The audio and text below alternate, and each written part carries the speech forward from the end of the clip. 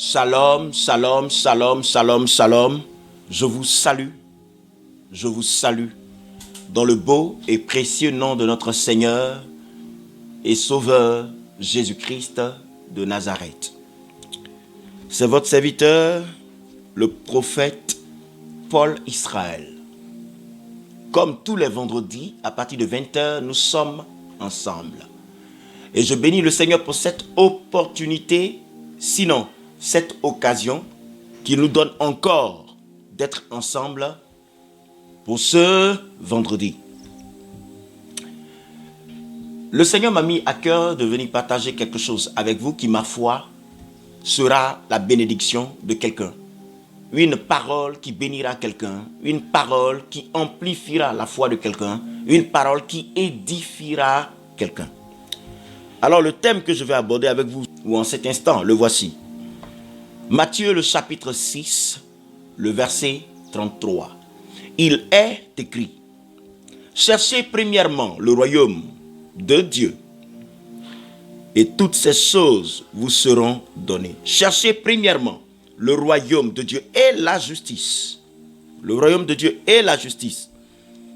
Et toutes ces choses vous seront données. Matthieu, le chapitre 6 et le verset 33. Nous savons que de façon courante, de façon récurrente, le royaume des cieux apparaît dans le langage, dans le discours de tous les croyants, de tous les chrétiens. Et le royaume a toujours été annoncé. Je ne dirais pas promulgué, mais annoncé. On se souvient que du temps de Jean-Baptiste, il a dit: répentez-vous, car le royaume des cieux est proche. On a pensé que cette façon de parler s'arrêterait à Jean-Baptiste. Mais lorsqu'on évolue dans la lecture dans le Nouveau Testament, on se rend compte que du temps de Jésus de Nazareth, lui aussi, en son temps, a introduit son ministère en disant: répentez-vous, car le royaume des cieux est proche. Ça ne s'est pas arrêté tout de suite à Jésus-Christ. Lorsqu'il était question des disciples, et au temps des disciples, eux aussi ont dit: répentez-vous, car le royaume des cieux est proche. Donc l'objectif et le but recherché, au-delà de la repentance ou après la repentance, c'est le royaume. C'est dire que le royaume est au centre de tout ce que nous faisons, au centre de tout ce que nous devons faire. Le royaume est le point focal. Le royaume est le centre de gravité. Et donc, très souvent dans les écrits, vous verrez que lorsqu'on parle du royaume, on vous dira le royaume des cieux ou le royaume de Dieu. Quand on dit le royaume des cieux, il est question d'un lieu, bien évidemment.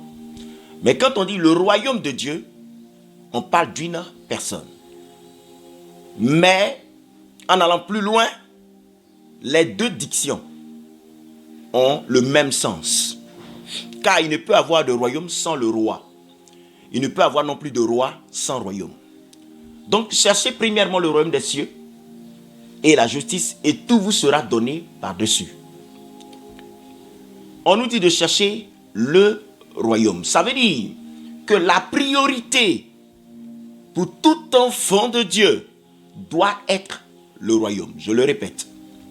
Ça veut dire que la priorité pour tout enfant de Dieu doit être le royaume. Nous devons donc prioriser le royaume. Le royaume doit passer avant tout. Au commencement, le royaume. À la fin, le royaume. Au réveil, le royaume. Au coucher, le royaume. Au travail, le royaume. À l'école, le royaume. En tout instant et à tout moment, ce sur lequel nous devons mettre l'accent, c'est le royaume. Ça veut dire que toutes les luttes, toutes les batailles, toutes les épreuves que nous subissons, nous endurons, tous les sacrifices que nous consentons chaque jour, ont un seul objectif, le royaume. Cependant, lorsqu'on va dans les écrits, on se rend compte qu'au jour du Seigneur, il aura des surprises. Ce que j'ai très souvent même l'habitude de dire. Il aura des surprises. Des surprises agréables pour certains, mais des surprises désagréables pour d'autres. Car le Seigneur lui-même dit dans sa parole qu'au dernier jour, il regardera certains et il leur dira: j'ai eu faim, vous m'avez donné à manger. J'ai eu soif, vous m'avez donné à boire. J'étais nu, vous m'avez vêtu. J'étais en prison, vous m'avez rendu visite. J'étais malade, vous m'avez rendu visite. Et la Bible dit, ceux à qui il dira cela diront: mais Seigneur, quand est-ce que cela s'est produit? Et il dit: à chaque fois que vous l'avez fait à un de mes frères, c'est à moi que vous l'avez fait. Il dira par contre à d'autres: j'étais malade, vous ne m'avez pas rendu visite. J'avais faim, vous ne m'avez pas donné à manger. J'avais soif, vous ne m'avez pas donné à boire. Ainsi de suite. Et ils diront: mais Seigneur, quand est-ce que nous ne l'avons pas fait? Et le Seigneur leur répondra: à chaque fois que vous ne l'avez pas fait à un de mes frères, c'est à moi que vous ne l'avez pas fait. On a l'impression que ça s'arrête là. Non, ça ne s'arrête pas là. Le Seigneur soulève une autre situation qui certainement se fera voir, ou certainement à laquelle nous assisterons lorsque le temps de cette situation viendra. Et qu'est-ce qu'il dit? Il dit: ce n'est pas tous ceux qui me diront Seigneur, Seigneur qui rentreront dans le royaume des cieux, mais c'est ceux-là qui feront ma volonté. Et la même Bible dit, c'est le Seigneur qui parle, que d'aucuns diront à la fin: Seigneur, nous avons chassé des démons en ton nom. Oh, chasser les démons. Nous avons chassé des démons en ton nom. Nous avons guéri des malades en ton nom. Nous avons prophétisé en ton nom. Nous avons fait des miracles en ton nom. Lorsqu'ils diront ou rappelleront cela au Seigneur dans leur dire, le Seigneur dit qu'il va leur répondre: éloignez-vous de moi, je ne vous ai jamais connu. Donc, la délivrance n'est pas un critère éloquent pour soutenir que le Seigneur est avec quelqu'un ou quelqu'une. Le miracle, la guérison, toutes ces choses ne sont pas suffisantes pour établir un rapport d'intimité entre une personne et le Seigneur. Donc le Seigneur ne nous connaît pas parce que nous chassons des démons. Le Seigneur ne nous connaît pas parce que nous prophétisons. Le Seigneur ne nous connaît pas non plus parce que nous faisons des miracles en son nom. Il a dit: je ne vous ai jamais connu. Je ne vous ai jamais connu. Du coup, la question épineuse, la question qui revêt toute sa valeur, la question sur laquelle nous devons tabler et statuer en ce moment précis, c'est laquelle? La voici.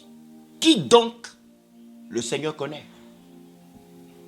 Qui donc le Seigneur connaît?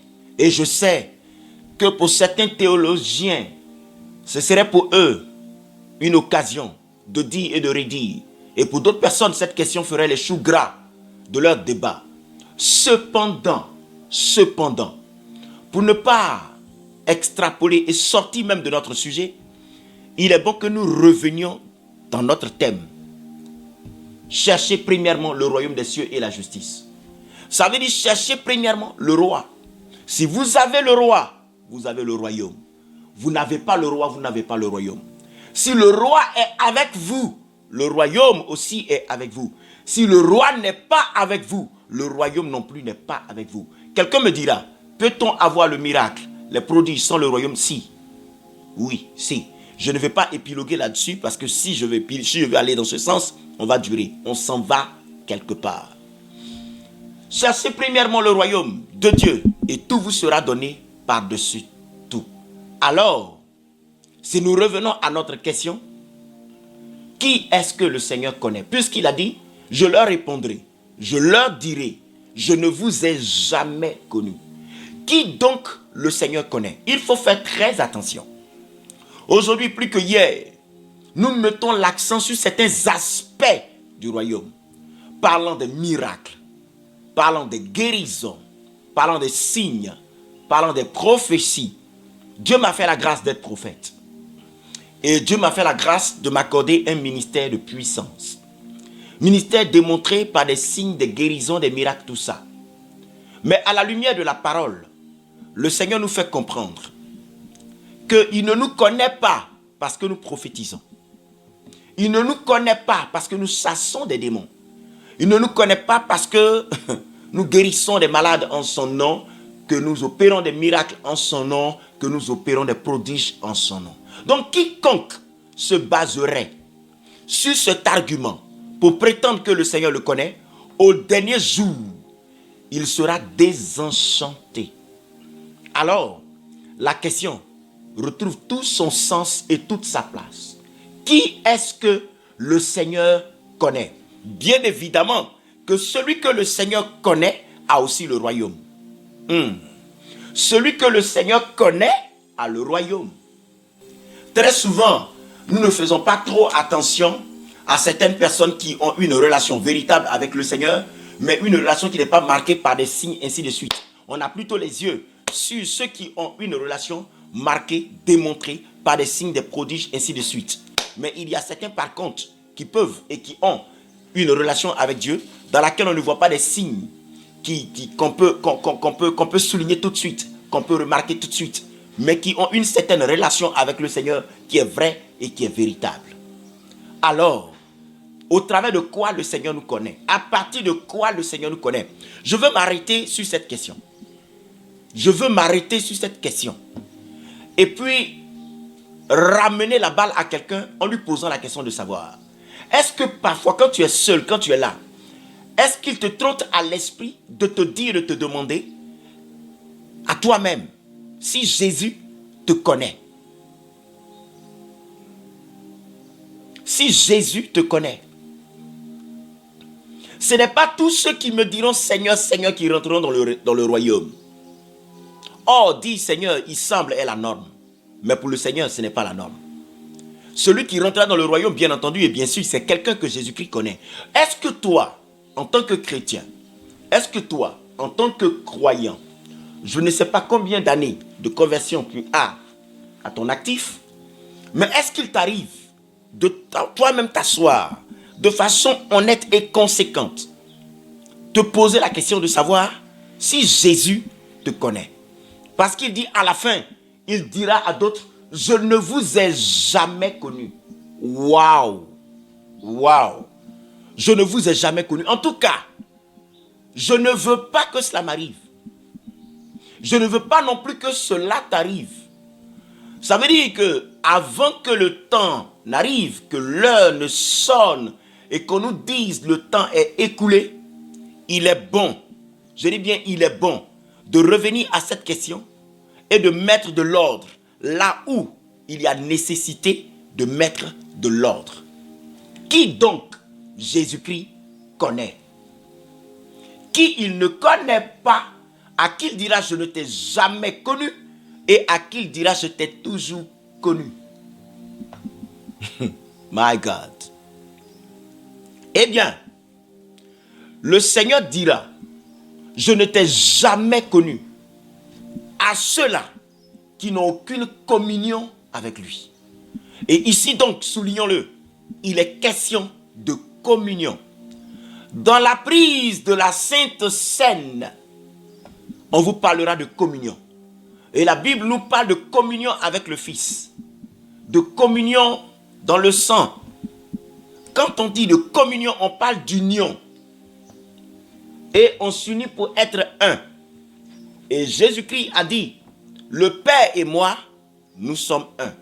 Vous aussi, soyez un. Et il a dit, avec vous, je suis un. C'est pourquoi je viens parler maintenant à quelqu'un, en lui posant maintenant cette question, après cette affirmation. Est-ce que Jésus est un avec toi? Est-ce que Jésus-Christ de Nazareth est un avec toi? Est-ce que tu es un avec lui? Tu ne peux pas être un avec lui, il ne peut pas être un avec toi, si tu n'as pas de communion avec lui. Si tu n'as pas de communion avec lui. Est-ce que tu communies avec le Seigneur réellement? Est-ce que ta communion avec le Seigneur existe? Sans communion, le Seigneur ne te connaît pas. Même si tu dis Seigneur, Seigneur plusieurs fois à tue-tête depuis le matin jusqu'au soir. C'est dans la communion que le Seigneur nous connaît.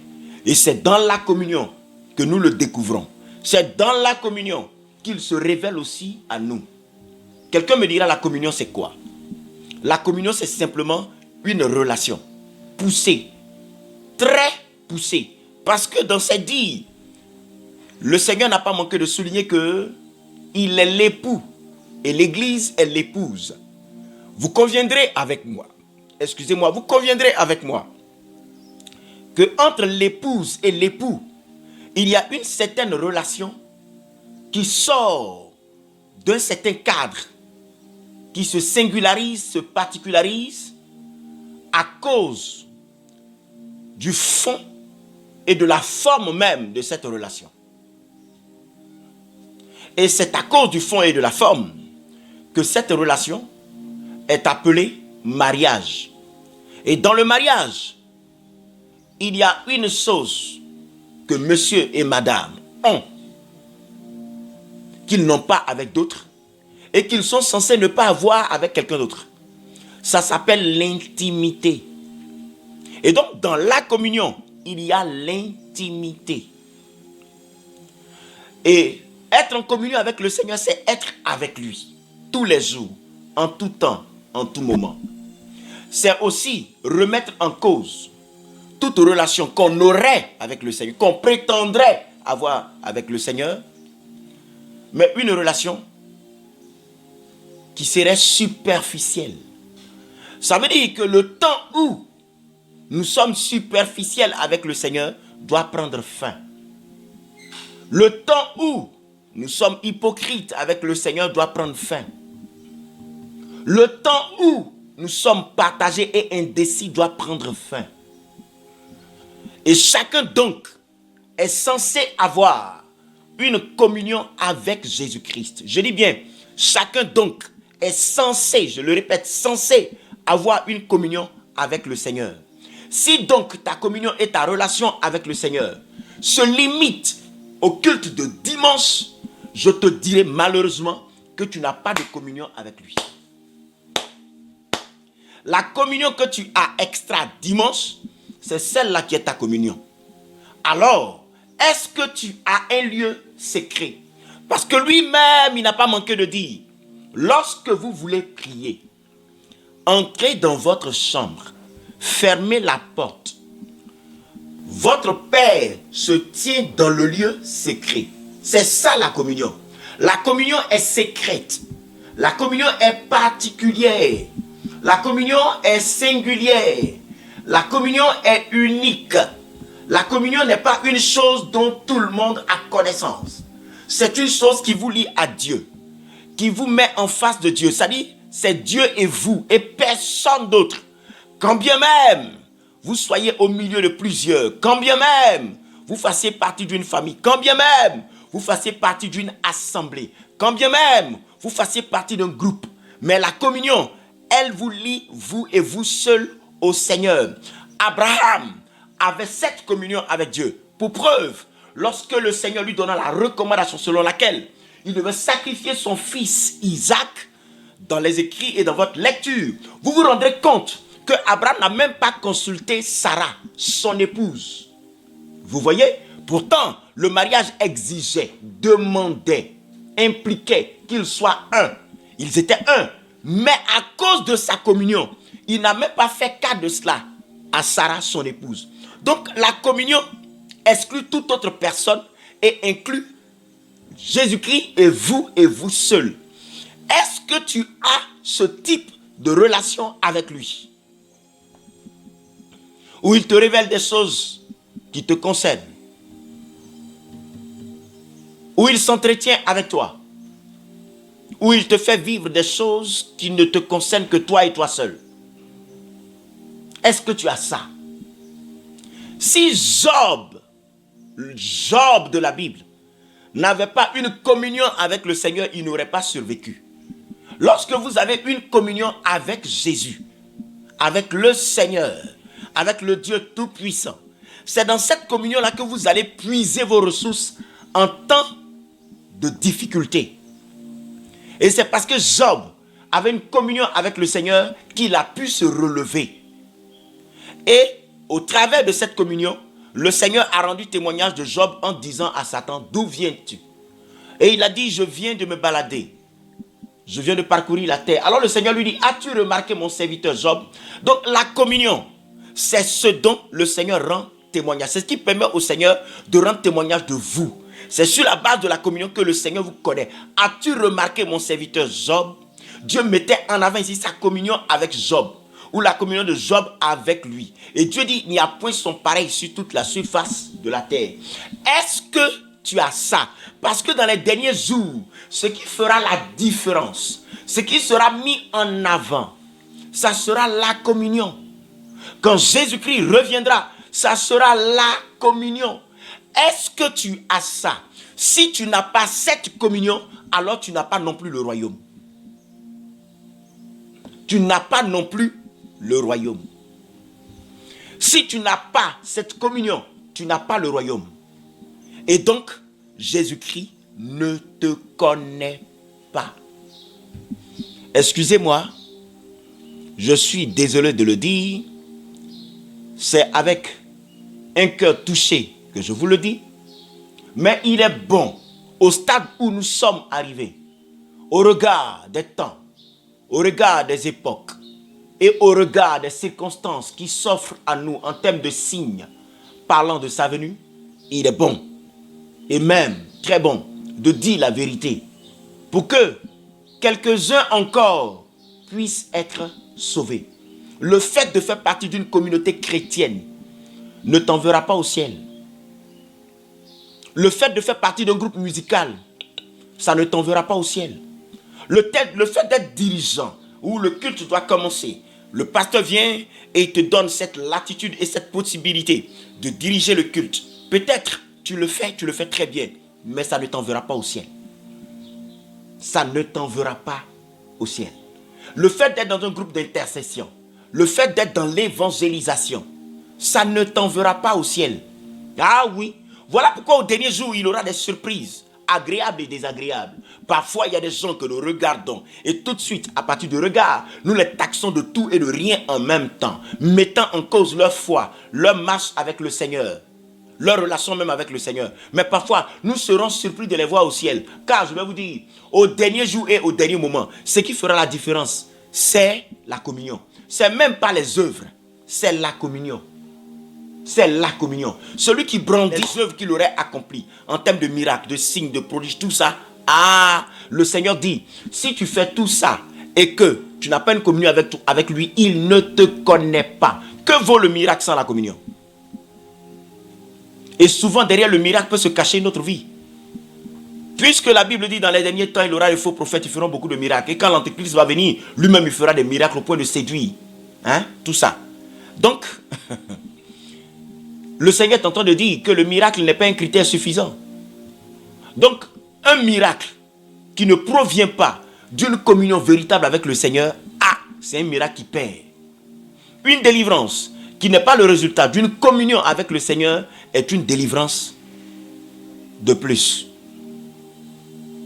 Une prédication, aussi belle soit-elle, qui n'émane pas, qui ne provient pas, qui n'est pas le résultat d'une communion véritable avec Jésus-Christ, est une prédication de plus. Et pendant que le temps passe, et ne fait que passer, il est bon de s'arrêter, d'être honnête avec soi-même et d'avoir un regard rétrospectif, se posant la question à soi-même. Ça fait 2 ans, ça fait 5 ans, ça fait 6 ans, ça fait 7 ans, ça fait 10 ans, je marche avec le Seigneur. Mais est-ce que parmi ces 10 années, j'ai pris le temps de construire une véritable communion avec Jésus-Christ? Est-ce que j'ai une communion avec lui? Si tu n'as pas de communion avec lui, si tu n'as pas pris le temps de bâtir une communion avec Jésus-Christ, c'est comme si c'était 10 années de perdu. 10 années de perdu. J'ai écouté le témoignage d'un serviteur de Dieu qui a fait, je crois, 10 ou 20 ans de ministère. C'était 20 années de miracles, de signes et de prodiges. Il a organisé de grands programmes avec des délivrances, des choses extraordinaires. La 20e année, le Seigneur se révèle à lui et le Seigneur lui dit, tu sais, tu n'as encore rien fait. Tout ce que tu as fait là, je ne suis pas dedans. C'est parce que je t'ai demandé. Il s'est affaissé, se demandant en lui-même. Donc toutes ces années, ce sont des années perdues. Oui, ce sont des années perdues. Dans la communion avec le Seigneur, il nous donne de connaître sa volonté en temps réel. Dans la communion avec le Seigneur, il nous dit des choses que les autres ne savent pas et n'entendent pas. Dans la communion avec le Seigneur, nous avons une relation particulière. On le sait avec nous. Et lui aussi, il prend la mesure de ce que lui aussi, il est avec nous. Car il a dit, je serai avec vous tous les jours jusqu'à la fin du monde. C'est tout le sens de la communion, ça.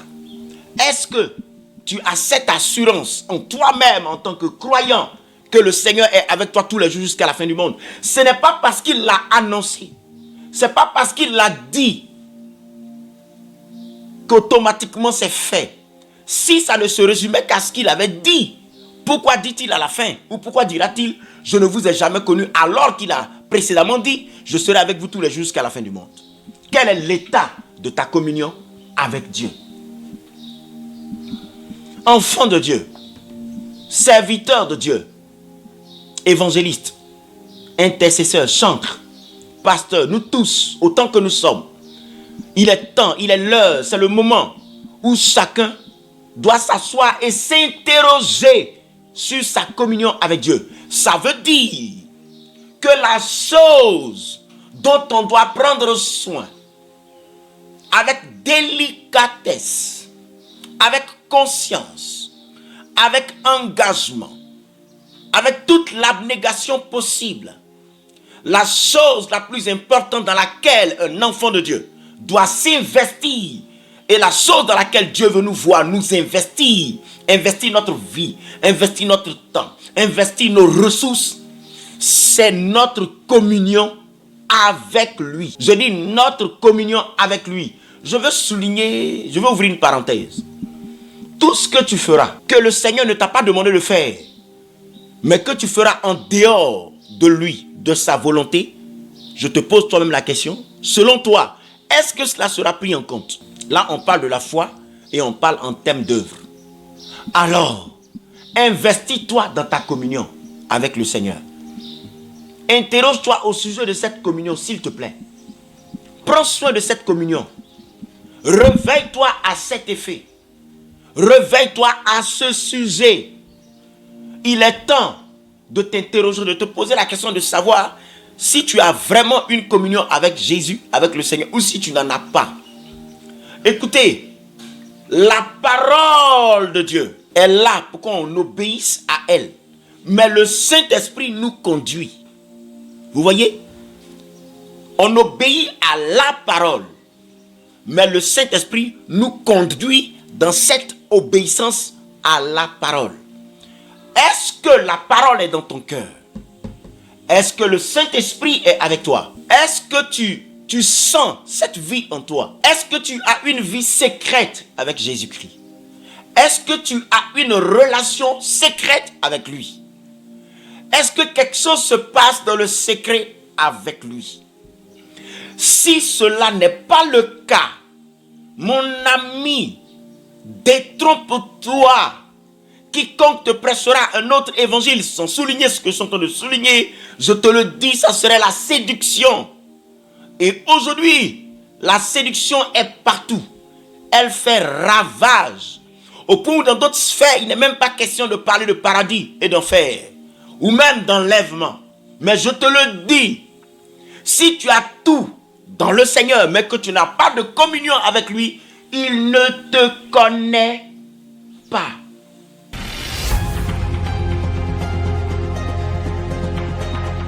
Jésus-Christ existe, il est vivant et agit encore à travers son serviteur le prophète Jean-Paul Israël, fondateur du ministère Le Feu de l'Évangile. Tous les vendredis à partir de 20h GMT. Contact 05 06 58 75 30. 35 07 09 61 48 08. Restez connectés au message de la vie. Dieu vous bénisse, bénisse, bénisse.